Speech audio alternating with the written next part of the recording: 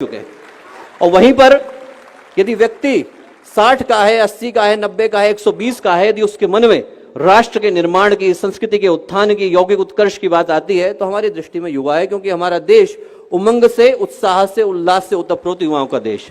एक ऐसा देश है जहां पर 89 वर्ष की उम्र में गोस्वामी तुलसीदास रामचरितमानस लिखने के लिए बैठते हैं। एक ऐसा देश है जहां पर 120 की उम्र में तेलंग स्वामी दीक्षा ग्रहण करते हैं, 118 की उम्र में नागार्जुन समाधि की यात्रा पर निकलते हैं, और 4 वर्ष के ध्रुव, नचिकेता, प्रहलाद, लिस्ट एकदम इनॉर्मस है, उपमन्यु, दालक, श्वेत केतु, अष्टावक्र, ये सब जन्म से योग का ज्ञान लेकर के आते हैं। क्योंकि हमारे देश में युवा होने का मतलब उम्र की निर्धारित कैटेगरी में होना नहीं होता। हमारे देश में युवा होने का मतलब राष्ट्र के प्रति, समाज के प्रति, संस्कृति के प्रति सही जज्बे का और सही जोश का होना होता है।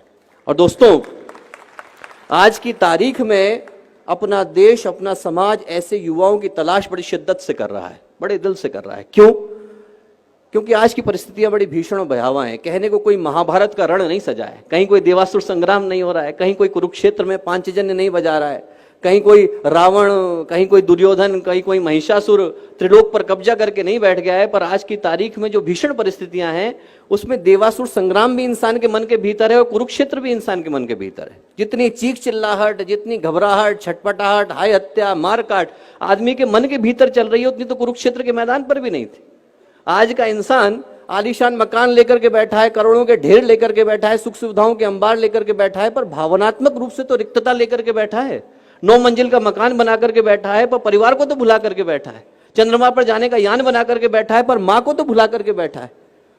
महंगे अस्पताल लेकर के बैठा है, पर सेहत तो गंवा करके बैठा है। यूएस की डिग्री लेकर के बैठा है, पर कॉमन सेंस तो भुला करके बैठा है। और सबसे बड़ी बात कि जनसंख्या बढ़ा करके बैठा है, पर मानवता को तो गंवा करके बैठा है।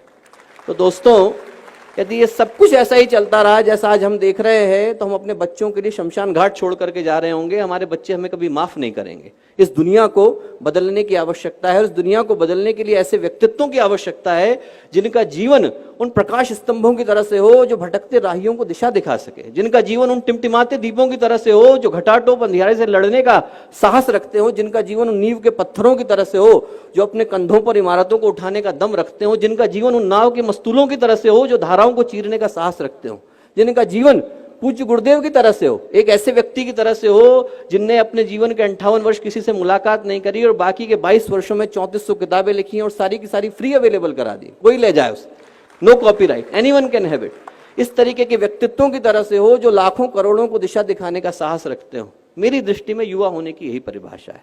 जिसका जीवन पवित्रता और प्रखरता की परिभाषा बन जाए वो युवा कहलाता है। और इस देश का सौभाग्य है कि आज हमारी 70% आबादी युवा आबादी, और इस सौभाग्य को दुर्भाग्य बनते देर नहीं लगेगी। यदि इतने सारे लोगों को हम लोग दिशा देने से वंचित रह गए, इतने सारे लोगों को यदि हम लोग सही दिशा नहीं दिखा पाए, तो इस सौभाग्य को दुर्भाग्य बदलते देर नहीं लगेगी।